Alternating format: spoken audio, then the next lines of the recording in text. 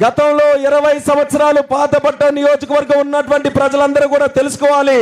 ఎందుకనంటే ఇక్కడ ఉన్నటువంటి యువత అందరూ ఒకటే ప్రశ్న అడుగుతున్నారు, నా పాతపట్నం ఎందుకు అభివృద్ధి చెందలేదని. కానీ అదే యువతకి నేను చెప్తున్నాను, గత 20 సంవత్సరాల్లో కేవలం 5 సంవత్సరాలే తెలుగుదేశం పార్టీ పరిపాలించింది. మిగతా 15 సంవత్సరాలు వేరే నాయకులు పనిచేశారు. అందుకనే పాతపట్నం నియోజకవర్గం ప్రజలకు అందరికీ కూడా ఈ సందర్భంగా విన్నపంగా తెలియజేసుకుంటున్నాను, ఈసారి వచ్చే ఎలక్షన్లో పాతపట్నం నియోజకవర్గం తెలుగుదేశం పార్టీకి, భారతీయ జనతా పార్టీకి, జనసేనకు అప్పచెప్పండి. మీ అందరి తాలూకా అభివృద్ధి సంక్షేమం చూసుకునే బాధ్యత మేము తీసుకుంటామని కూడా ఈ సందర్భంగా తెలియజేస్తున్నాం.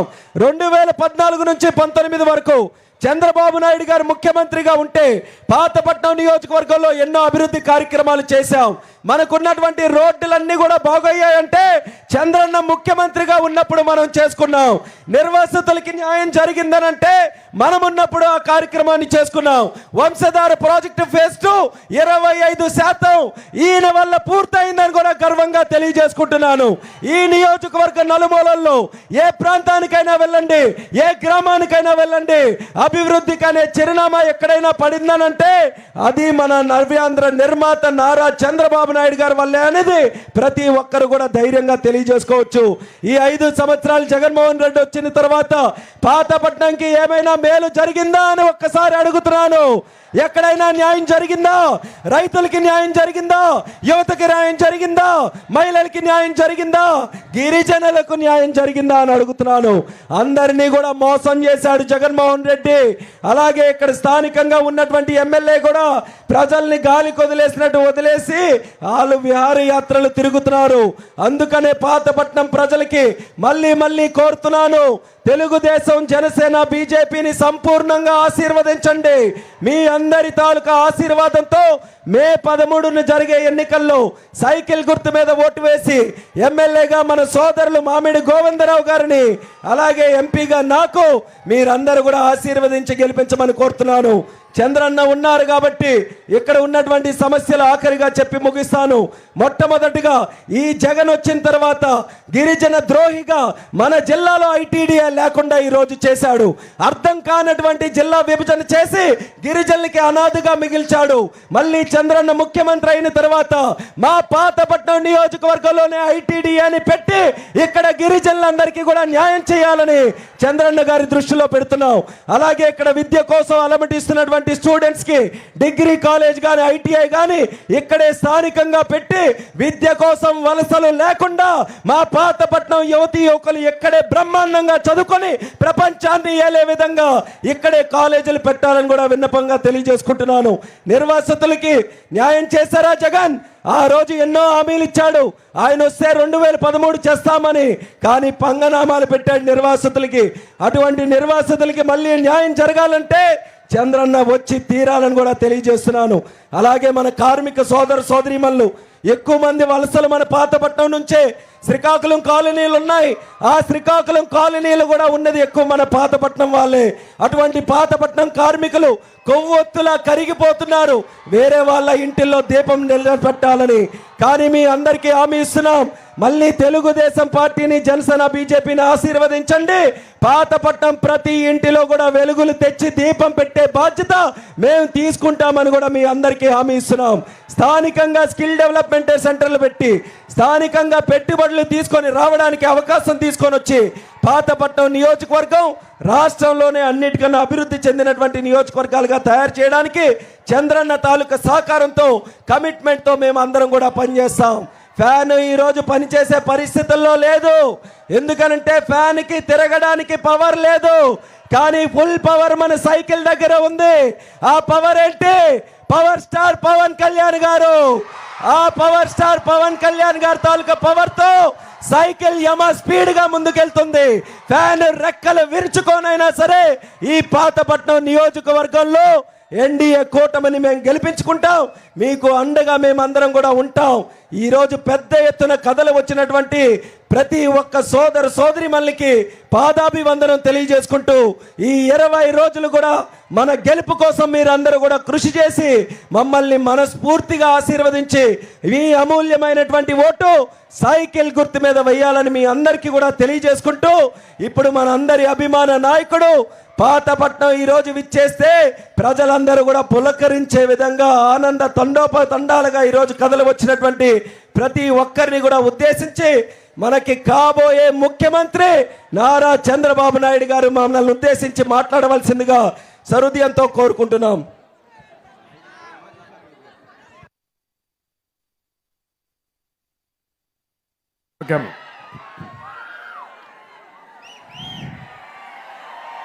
ఈరోజు నేను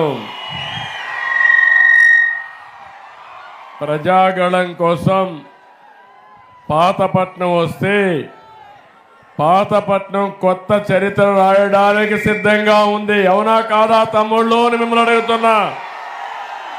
ఎటు చూసినా జనమే జనం. వెనకానైతే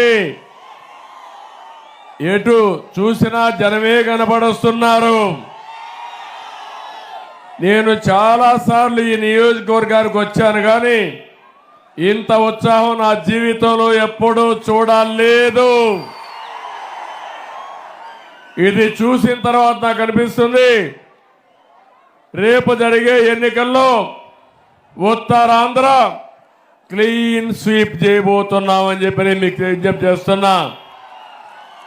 ఇక్కడికి వచ్చినప్పుడు ఒక పక్క రామ్మోహన్ నాయుడు మీ అభిమాన నాయకుడు ఎంపీగా గెలిపించడానికి సిద్ధంగా ఉండమని, మూడోసారి ముచ్చటగా ఎంపీగా గెలిపించమని కోరుతున్నాను.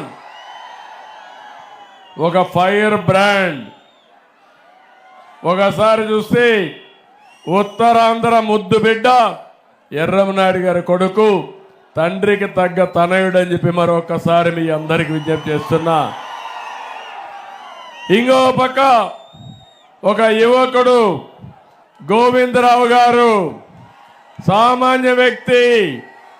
ఈరోజు ఇక్కడ ఎంపీగా ఎమ్మెల్యేగా ఇచ్చామంటే ఒక సాధారణమైన వ్యక్తికి ఎమ్మెల్యే ఇచ్చి గెలిపించే పార్టీ తెలుగుదేశం పార్టీ అని చెప్పి నేను మీకు తెలియజేస్తున్నా. తమ్ముళ్ళు 19 రోజులే ఉంది. మీరందరూ ఆలోచించాలి. మన జీవితాలను మార్చుకుని రోజు తొందరలోనే వస్తుంది.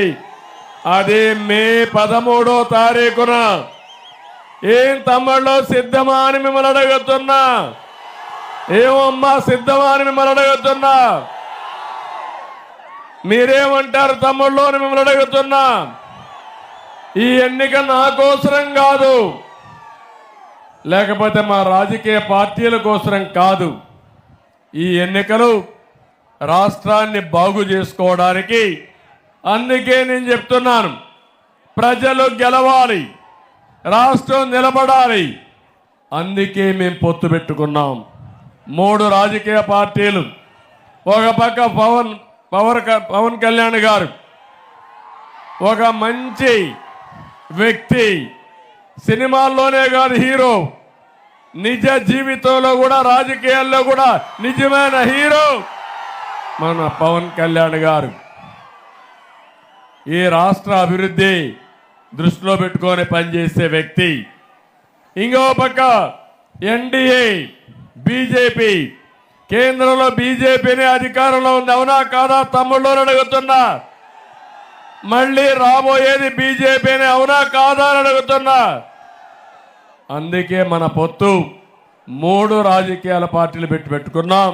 ఈ తమ్ముళ్లకు ఉద్యోగాలు ఇవ్వడానికి, మా ఆడబిడ్డల భవిష్యత్తు కోసం, భద్రత కోసం, ఈ రైతుల్ని ఆదుకోవడం కోసం ఈ పొత్తు పెట్టుకోవడం జరిగింది. నేను ఒకే ఒక విషయం మిమ్మల్ని అందరూ కోరుతున్నాను. ఎవరికైనా అధికారం ఇస్తే ఆ అధికారాన్ని ప్రజల కోసం ఉపయోగిస్తారు.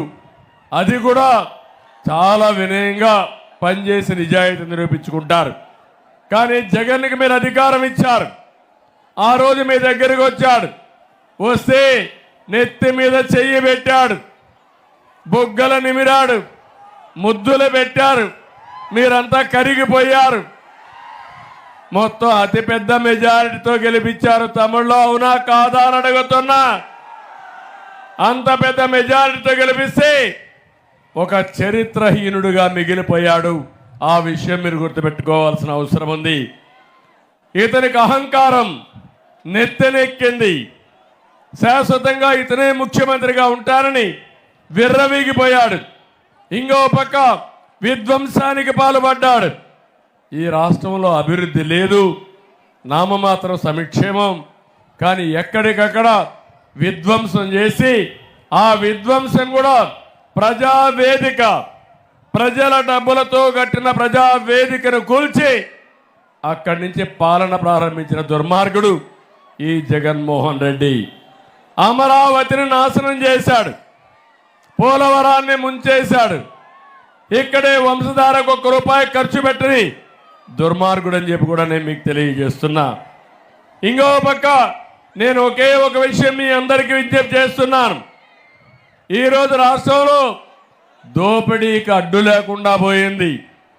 ఇసుక దోపిడీ, మద్యంలో దోపిడీ, భూ కుంభకోణాలు, ఖనిజ సంపద దోపిడీ, పెద్ద ఎత్తున దోపిడీ చేశారు. ఈ రాష్ట్రంలో ఈ పేదవాళ్ళు బాగుపడ్డారా తమ్ముళ్ళు అని మిమ్మల్ని అడుగుతున్నా. ఏం తమ్ముళ్ళు మీ ఆదాయం పెరిగిందా అని అడుగుతున్నా. ఖర్చులు పెరిగాయా లేదా అని మిమ్మల్ని అడుగుతున్నా. ఎక్కడికక్కడ జీవన ప్రమాణాలు పూర్తిగా దెబ్బతినే పరిస్థితికి వచ్చారు. నేను ఒక విషయం మిమ్మల్ని అందరినీ కోరుతున్నాను. ఈరోజు మీకు పట్టాదారు పాస్ పుస్తకాలు వచ్చాయి. నేను అడిగేది మిమ్మల్ని, తమ్ముళ్ళు, పట్టాదారు పాస్ పుస్తకం మీద బొమ్మ ఎవరిది తమ్ముడు? ఎవరిది బొమ్మ? ఎవరిది బొమ్మ? జగన్ ఇచ్చాడా భూమి? వాళ్ళ నాయన ఇచ్చాడా? వాళ్ళ తాత ఇచ్చాడా?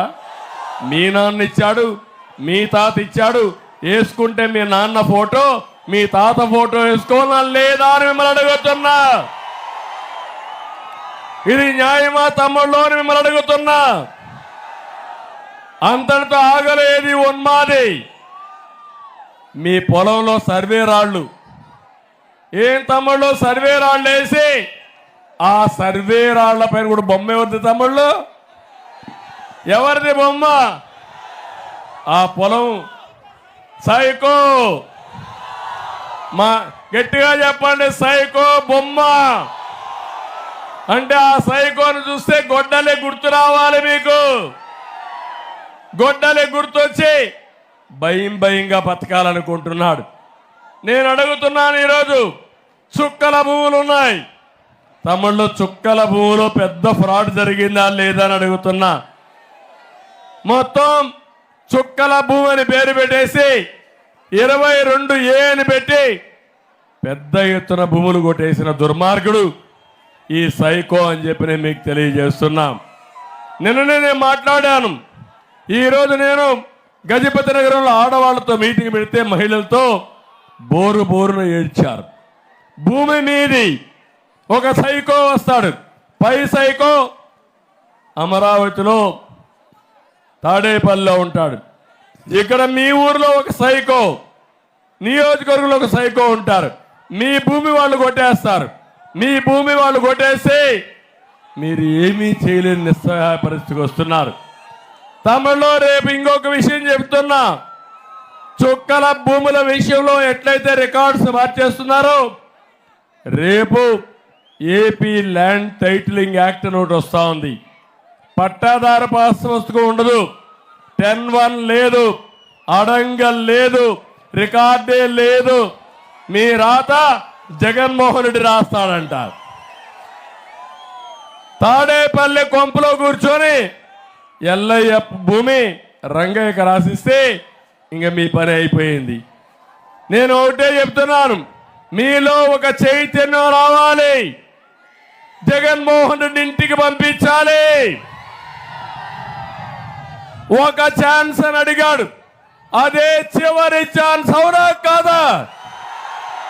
సిద్ధమవునా కాదా అని మిమ్మల్ని అడుగుతున్నా.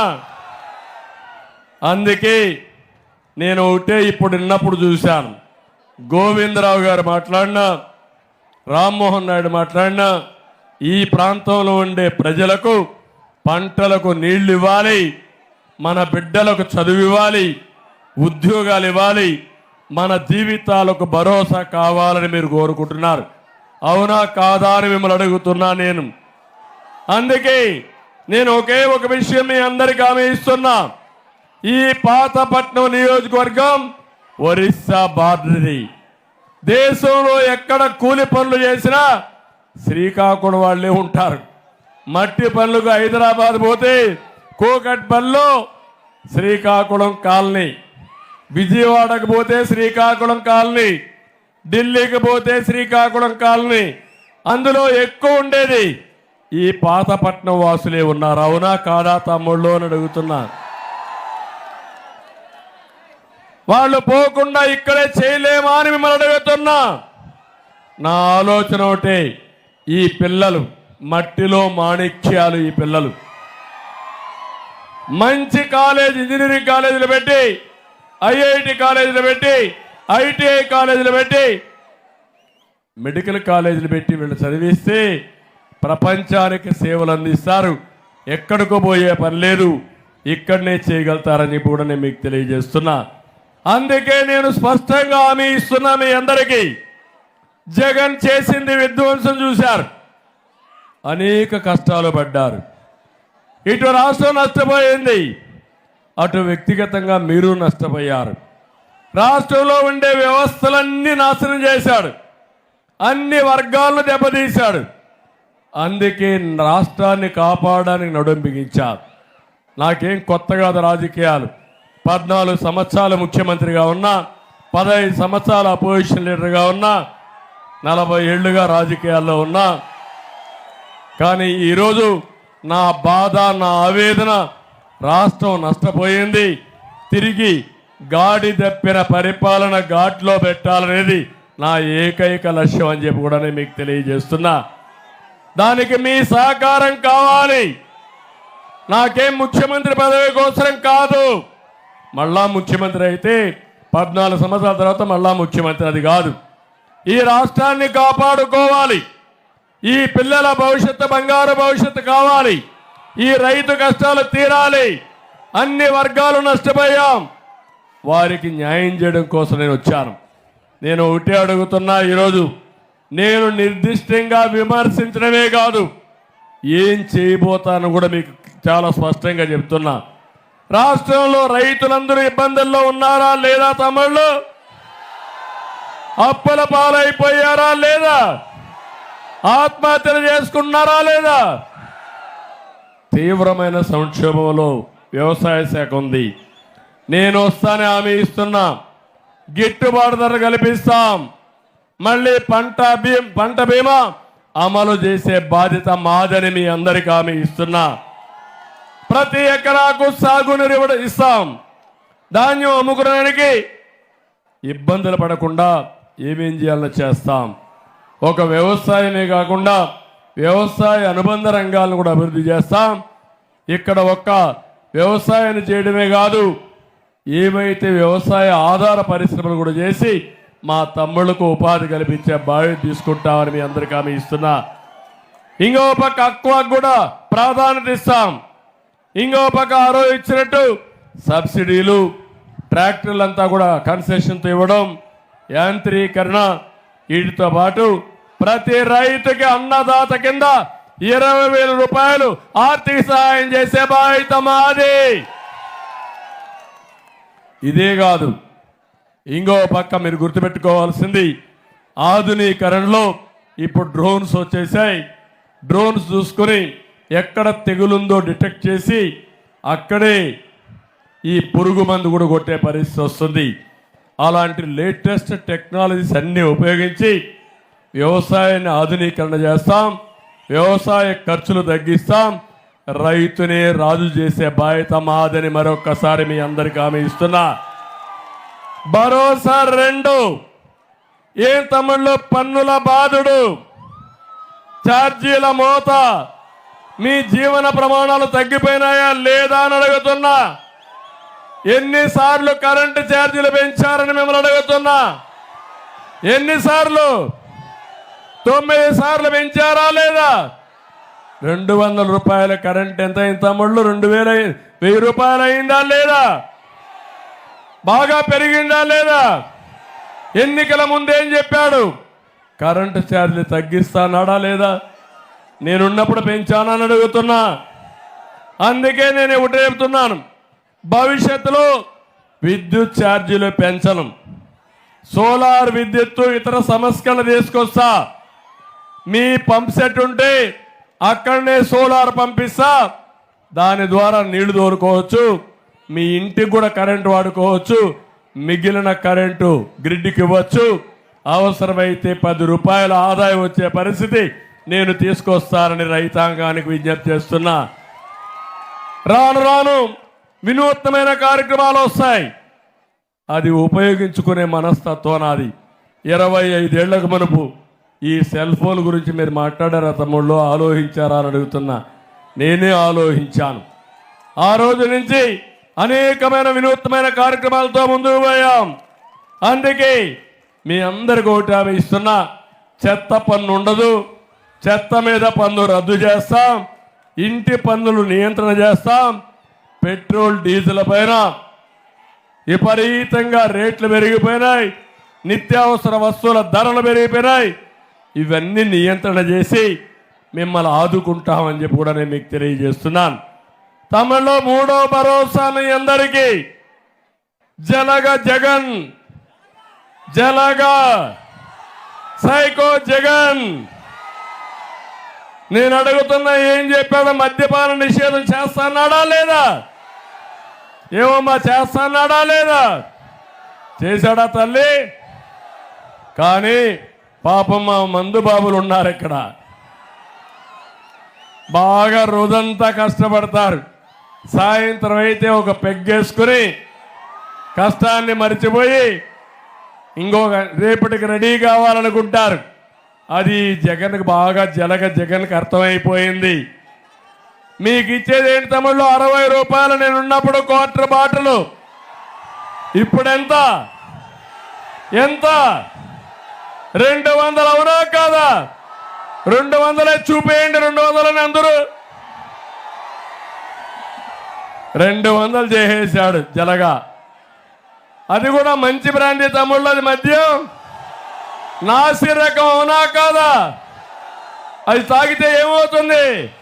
గోయిందా గోయిందా, అవునా కాదా? అంటే ఒక బాధ్యత కలిగిన వ్యక్తి నాసి రకం ఇచ్చి డబ్బుల కోసం కక్కుర్తి పడి మీ ఆరోగ్యంతో చెడగాటమాడాడంటే, మా ఆడబిడ్డల పుస్తుల్ని తెంపేశాడంటే ఏమనాలి ఇతన్ని? మీరు క్షమిస్తారా అని మిమ్మల్ని అడుగుతున్నా. తమ్ముళ్ళని ఏమమ్మా క్షమిస్తారా మీరు అడుగుతున్నా. మనిషికి స్వార్థం ఉంటుంది. ఇంత స్వార్థపరుడు మన ప్రాణాలు తీసి అతను డబ్బులు సంపాదించుకోవాలనుకోవడం మన రక్తాన్ని తాగే నరరూప రాక్షసుడు అని చెప్పి నేను మీకు తెలియజేస్తున్నా. అందుకే నేను ఉంటే చెప్తున్నాను, బ్రాండీ ఏదైతే ఉందో, మద్యం ఉందో, నాసి రకం పోవాలి. ఎక్కడికక్కడ ధరలు కూడా విపరీతంగా పెంచేసి మీ జీవితాలను నాశనం చేస్తున్నాడు. దీనిపైన నియంత్రణ పెడతారని మీ అందరికీ హామీ ఇస్తున్నా. అది నా బాధ్యత, తప్పకుండా చేస్తామని చెప్పి మీ అందరికీ హామీ ఇస్తున్నా. మీ ఆరోగ్యాన్ని కాపాడుతాను. ఇప్పుడు జే బ్రాండ్ వచ్చింది, గంజాయి కూడా వచ్చేసింది. ఏం తమ్ముళ్ళు, పాతపట్నంలో గంజాయి ఉందా లేదా? ఉందా లేదా? అంటే మన పిల్లల జీవితాలతో ఆడుకుంటున్నాడు. ఒక్కసారి గంజాయికి అలవాటైతే ఆ పిల్లవాడు మన చేతుల్లో ఉండడు. అందుకే ఓసారి బాధ, ఆవేదన. 5 ఏళ్లలో ఎప్పుడైనా ఒక్కసారి సమీక్ష చేశాడా? గట్టిగా చర్యలు తీసుకున్నాడా? దద్దమ్మ ముఖ్యమంత్రి మనకు అవసరమా తమ్ముళ్ళు అని అడుగుతున్నా. మొన్ననే విశాఖపట్నానికి 25,000 కేజీలు డ్రగ్స్ వచ్చాయి. అంటే 25,000 కేజీలు అంటే ఈ రాష్ట్రాన్ని నాశనం చేయడానికి ఉపయోగపడే డ్రగ్స్ వచ్చాయి. కనీసం అప్పుడైనా ఈ ముఖ్యమంత్రి కళ్ళు తెరిచాడా అని మిమ్మల్ని అడుగుతున్నా. నేను వస్తానే హామీ ఇస్తున్నా. గంజాయిని పూర్తిగా కంట్రోల్ చేస్తాను, డ్రగ్స్ ని పూర్తిగా నివారిస్తా. ఎవడైనా అమ్మితే బొక్కలో పెడతా, మక్కిలి రగ్గొడేస్తా. జే బ్రాండ్ 5 ఏళ్ళు జే బ్రాండ్ అయిన అమ్మిన వాళ్ళందరికీ హెచ్చరిక చేస్తున్నా. చిత్రగుప్తుడు మారిగా నీ లెక్కలన్నీ రాశా, ఏం చేయాలో చేసి చూపిస్తానని హెచ్చరిస్తున్నా. తమిళలో 4వ భరోసా. ఏం తమిళలో ఉద్యోగాలు వచ్చాయా మీకు? వస్తాయా మీకు? జాబు రావాలంటే అది మన బ్రాండ్. గంజాయి ఉండాలంటే జగన్ ఉండాలి, అదే ఆయన బ్రాండ్. గంజాయి బ్యాచ్ అది, మన బ్యాచ్ ఉద్యోగాల బ్యాచ్, ప్రగతి బ్యాచ్ అని చెప్పి మీ అందరికీ తెలియజేస్తున్నా. ఏం తమ్ముళ్ళు డిఎస్ఏ పెట్టాడా? జాబ్ క్యాలెండర్ ఇచ్చాడా మీకు? ఏమైనా ఉద్యోగాలు ఒక్కరికైనా వచ్చాయా? ఆయన ఇచ్చేది వాలంటీర్ ఉద్యోగం 5,000. నేను చెప్పాను ఆ వాలంటీర్ కూడా 10,000 రూపాయలు ఇస్తానని చెప్పిన ప్రభుత్వం తెలుగుదేశం. అంతేకాదు 10,000 ఇచ్చి స్కిల్ డెవలప్మెంట్ చేసి లక్షలు సంపాదించే మార్గం చూపిస్తారని వాలంటీర్లు కూడా చెప్పారు. అందుకే మా యువతకు హామీ ఇస్తున్నా, మొదటి సంతకం మెగా డిఎస్సి పైనే పెడతా. ఎప్పటికప్పుడు పిల్లలు మీ అందరి కోసం 20 లక్షల ఉద్యోగాలు 5 ఏళ్లలో క్రియేట్ చేస్తా. సంవత్సరానికి 4 లక్షల ఉద్యోగాలు. అంతేకాదు ఉద్యోగం వచ్చే వరకు 3,000 రూపాయలు నిరుద్యోగ భృతి ఇస్తా. మీరు అమెరికాకో ఎక్కడికో పోవాల్సిన పని లేదు. మీ పాతపట్నంలో కూర్చొని అమెరికాలో ఉండే కంపెనీకి పనిచేసే విధంగా వర్క్ ఫ్రం హోమ్ తీసుకొస్తానని మీ అందరికీ హామీ ఇస్తున్నా. ఇది కాకుండా ప్రభుత్వ ఉద్యోగాలు ఇస్తా, పెట్టుబడులు చేస్తా, పాతపట్నాన్ని కూడా ఆదుకుంటానని మీ అందరికీ హామీ ఇస్తున్నా. ఇది నేను ఇచ్చే భరోసా. మీ పిల్లలకి, యువతకి నేను ఒకటే అపీల్ చేస్తున్నా. ఉద్యోగాలు తేవడం నాకు తెలుసు, గంజాయి పెంచడం జగన్కి తెలుసు. అందుకే మిమ్మల్ని కోరుతున్నాను, మీరందరూ కూడా 20 రోజులు తమ్ముళ్ళు యువత సైకిల్ ఎక్కండి. తెలుగుదేశం, జనసేన, బీజేపీ జెండాలు కట్టుకోండి. గాజు గ్లాస్ చేతిలో పట్టుకోండి. నీళ్లు అవసరమైతే నీళ్లు తాగండి. ఎక్కడన్నా బయట వస్తే టీ తాగండి. ఎవడన్నా ఎదురొస్తే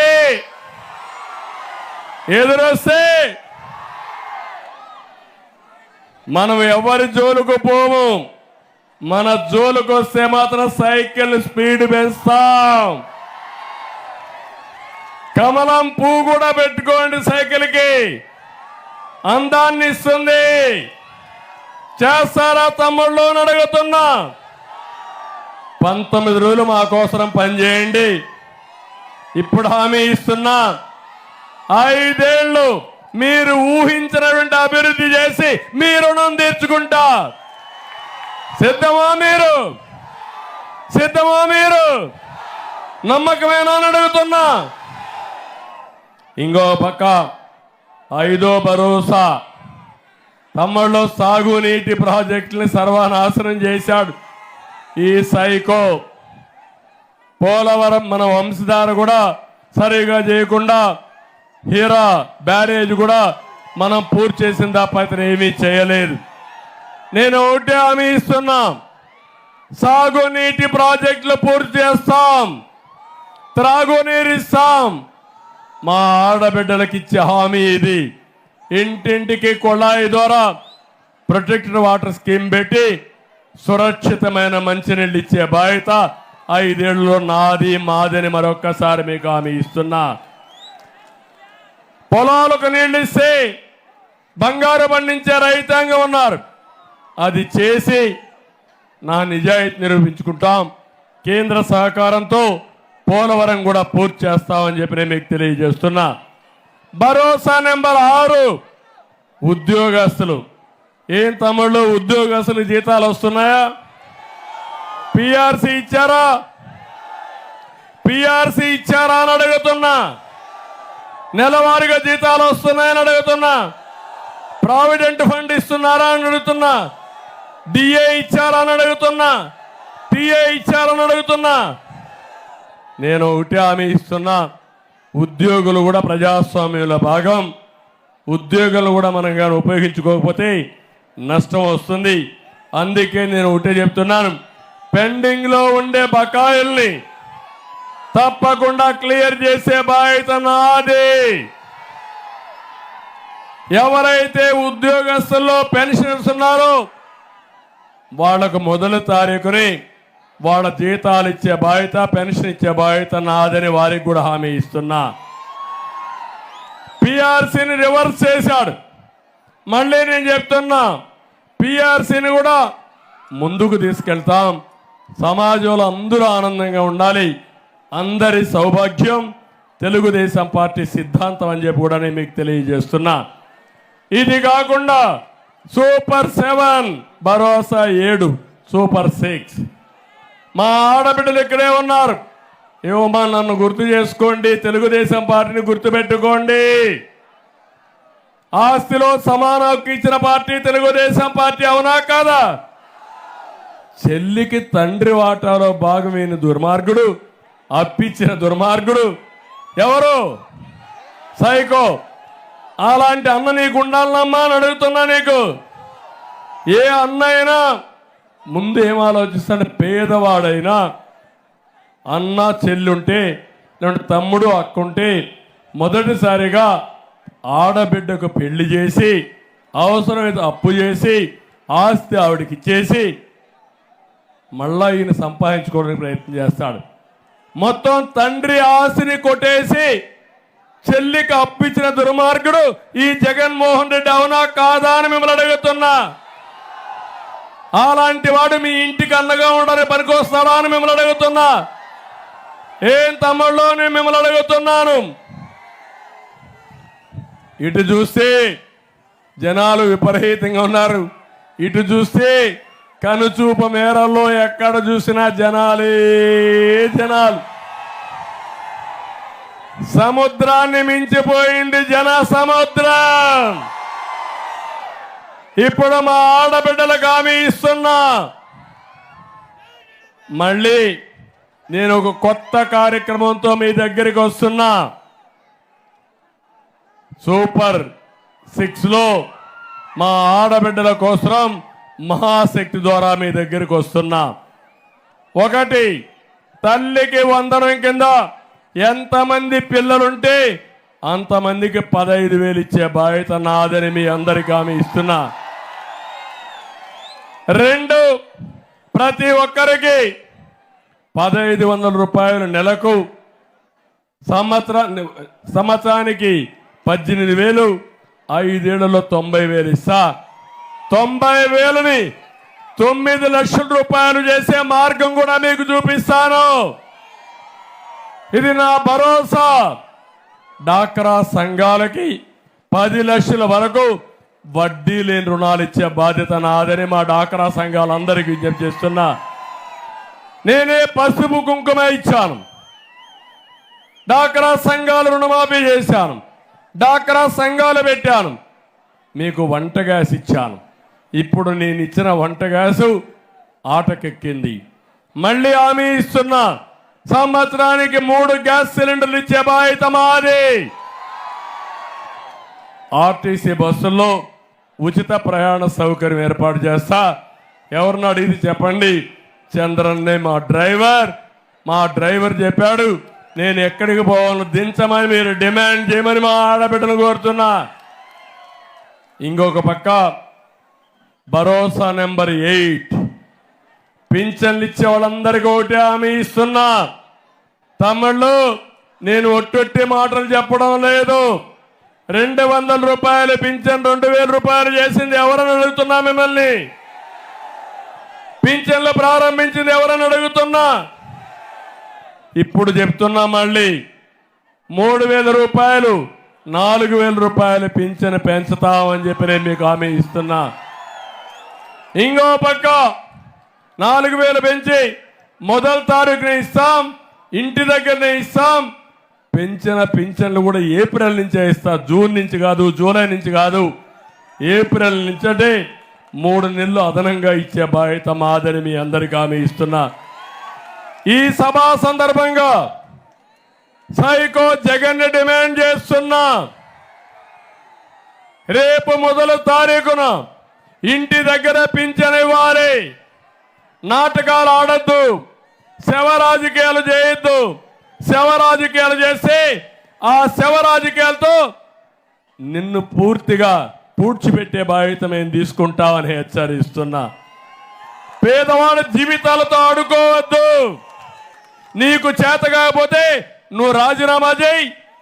1 రోజులో ఇంటింటికి ఎట్లా పెంచిన వాళ్ళు నేను ఇచ్చే పరిస్థితి తీసుకొస్తానని కూడా హామీ ఇస్తున్నా. వికలాంగులందరికీ 6,000 రూపాయలు పింఛన్ ఇస్తాం. బీసీలకి 50 ఏళ్లకే పింఛన్ ఇచ్చే బాధ్యత నాదని మీ అందరికీ హామీ ఇస్తున్నా. భరోసా నెంబర్ 9. ఏం తమ్ముళ్ళు, రోడ్లు బాగున్నాయా? బాగున్నాయని అడుగుతున్నా. ఏం తమ్ముళ్ళు, రోడ్లు బాగున్నాయని అడుగుతున్నా.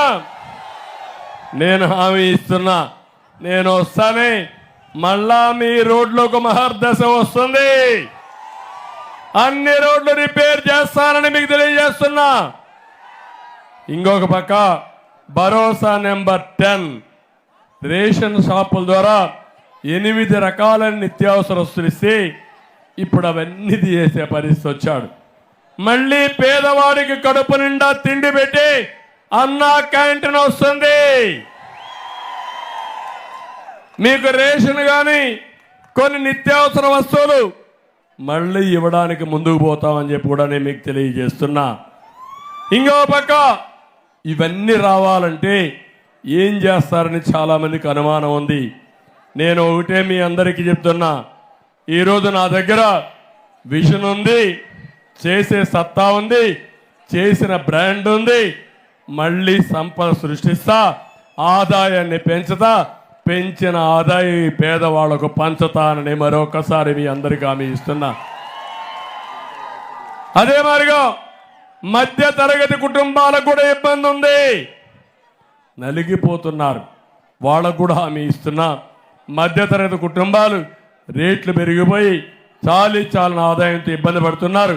వాళ్ళను కూడా ఆదుకునే బాధ్యత నాదని మీకు అందరికీ తెలియజేస్తున్నా. ఇక్కడికి వచ్చినప్పుడు నేను చూశాను, ఇక్కడ ఎమ్మెల్యే నాకు అర్థం కాల, ఆవిడ సివిల్ కాంట్రాక్టులు బెదిరించి డబ్బులు దండుకుంటారు.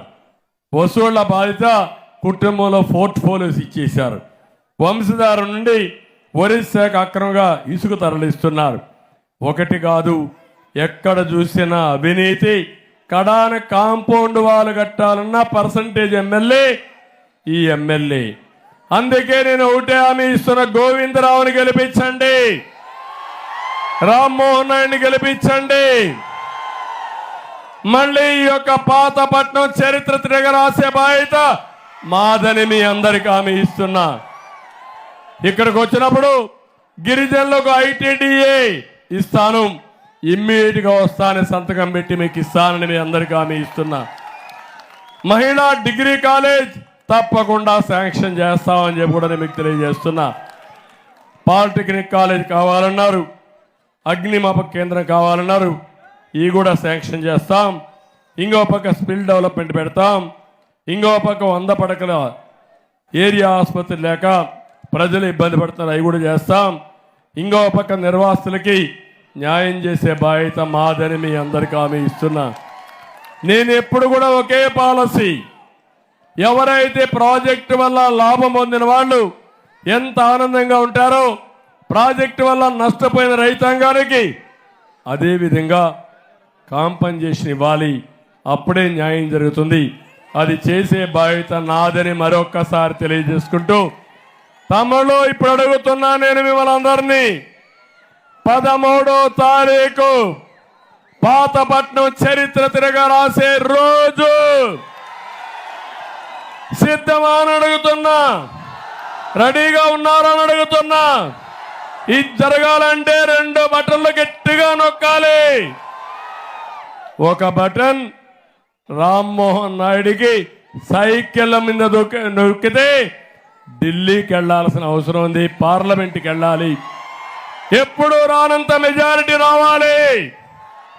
2వ బటన్ గోవిందరావు అమరావతికి రావాలి, రాజధాని కట్టాలి, తెలుగు జాతికి పూర్వ వైభవం రావాలి.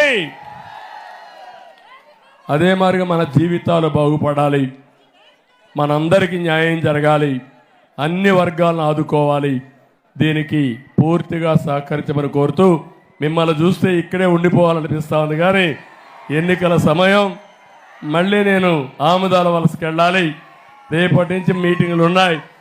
తప్పకుండా మిమ్మల్ని గుర్తుపెట్టుకుంటా, ఎప్పటికీ మనసులో పెట్టుకుంటా, తప్పకుండా మీకు న్యాయం చేస్తానని మరొక్కసారి అందరికి హామీ ఇస్తూ అందరి దగ్గర సెలవు తీసుకుంటున్నా.